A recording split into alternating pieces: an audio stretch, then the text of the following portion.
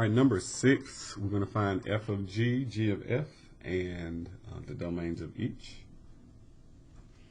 So in this problem, f of x is a constant function, just 36. G of x is also a constant function, which is just 0.09.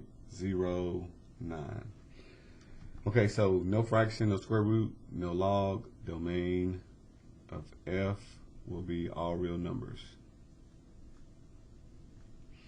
And the same thing for g.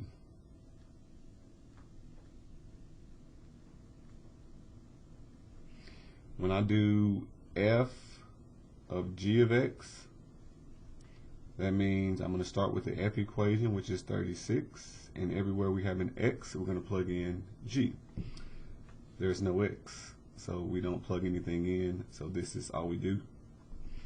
And since we didn't plug anything in, we don't have to carry over any additional restrictions, so my domain will be the same as the domain of f for f of g. When we do g of f,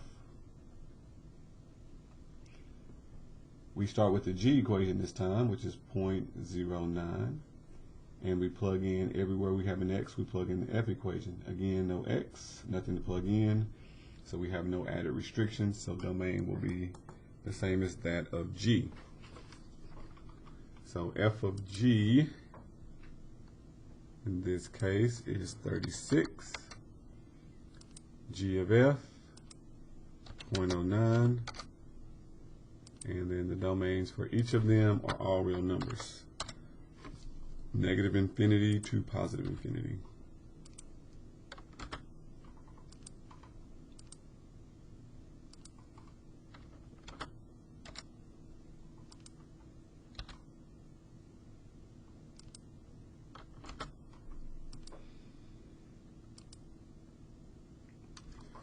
All right, number 7, same thing. We have two new functions. Find f of g, g of f, and domains.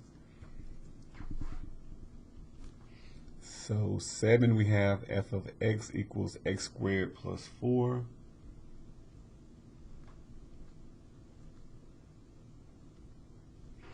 And g of x equals the square root of 6 minus x. Okay, so domain here will be all real. Domain of g, we have to take whatever is under the radical 6 minus x, set it greater than or equal to 0, solve for x. It might be easier just to move the x over, just add x, and we have 6 greater than or equal to x. We are used to leaving the x on the left side, so if we flip this whole thing, then our domain becomes x. The point was pointing toward x, so it should still be pointing toward x. Open mouth towards 6, so it should still be open toward 6. So here's your domain in interval notation. Going to negative infinity, the arrow is pointing left, all the way up to 6 with a bracket. So here's the restriction imposed on g. Now we will find f of g. F composed of g. So we start out with the f equation. That is x squared, so I'm going to say blank squared, and then my plus 4. What goes in the blank is the g equation, so that would be 6 minus x, the square root of 6 minus x, actually. Square root and square are opposite, they cancel each other out. So we have 6 minus x plus 4. The 4 and 6 are both positive, we combine those, and then we get 10 minus x, or you can say negative x plus 10, either way. So here's my function. Domain of this linear function will be all real numbers, so no restriction. But we do have to bring in the restrictions that we had from g. So that would just be from negative infinity to 6. That's what our domain would be.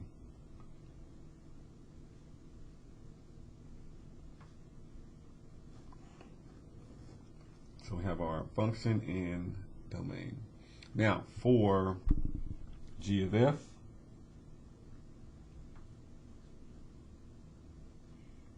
we start with g this time, which is square root of x minus 6. So we have square root, I said it backwards, square root of 6 minus x6 minus, and then the x this time is equal to the f equation, which is x squared plus 4. Very important in this situation to plug your parentheses because this negative will get distributed and both terms will change signs. If you leave off parentheses, you will only change the x negative and you will forget about the 4 and you will get the wrong answer. So be careful. That's why I'm always plugging it in parentheses each time. Simplifying, this will give you square root of 6 minus x squared and then minus 4.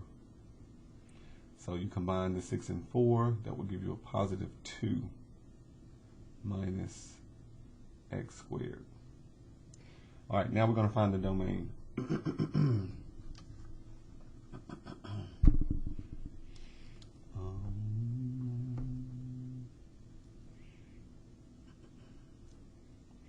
Domain, we take whatever's under the radical, set it equal to 0, 2 minus x squared, set it greater than or equal to 0.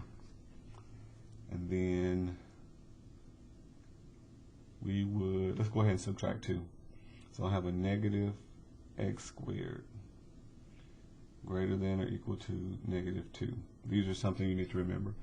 We need to have x positive, so we're going to divide by negative 1. Anytime you divide by negative or multiply by negative, your inequality changes. So this will become x squared positive less than or equal to positive 2. Now to get rid of the squared, we have to do the square root of both sides. And so that gives us x less than or equal to, whenever you do the square root, positive or negative square root of 2.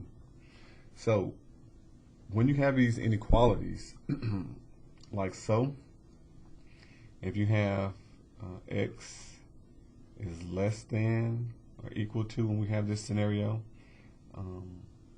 positive and negative a, you would have the negative a on the left side, the positive a on the right side. X would be in between, and you would use your less than symbol.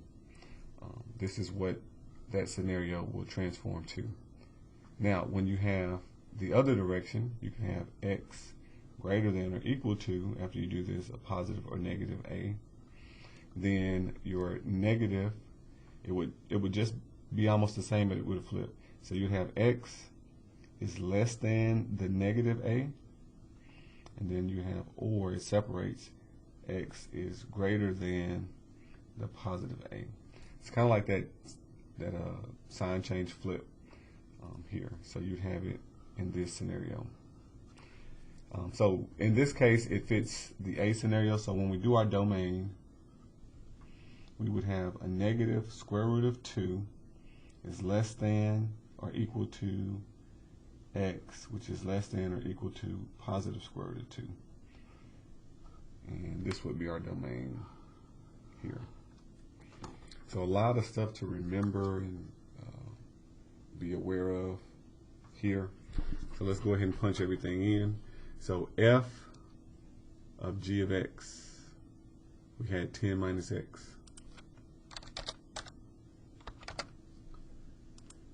G of f of x, we ended up with the square root of 2 minus x squared.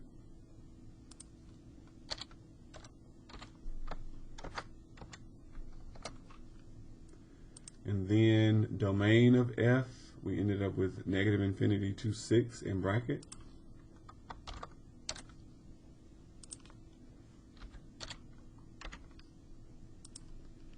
And g of f, we ended up with negative square root of 2 to positive square root of 2,